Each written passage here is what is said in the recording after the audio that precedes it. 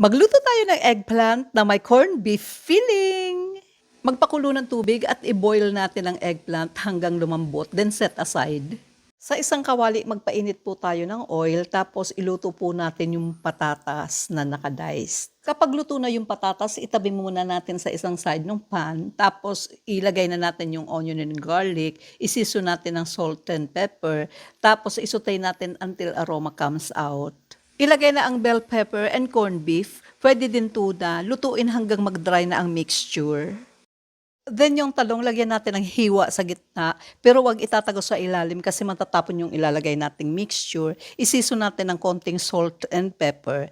Tapos, kayurin natin ng tinidor ang loob para lumambot at magkaroon ng space sa mixture na ilalagay natin. Then, ilagay na natin dito sa gitna ng talong yung corned beef na ginisa natin kanina. Huwag masyadong aapaw kasi maglalagay pa tayo ng itlog. Mag-beat ng isang itlog, tapos ilagay na po natin dun sa meat mixture ng eggplant. And then, naglagay din po ako ng greens, parsley po yan. Pwede kayo maglagay ng green onions. Magpainit na tayo ng oil, tapos iprito na natin. Bubuhusan na lang natin ang ibabaw ng eggplant ng oil para maluto. Hindi po kasi natin ipiflip ang eggplant. And lutuin natin hanggang golden brown and tapos na. Serve agad natin habang mainit. So, kainan na! Tara!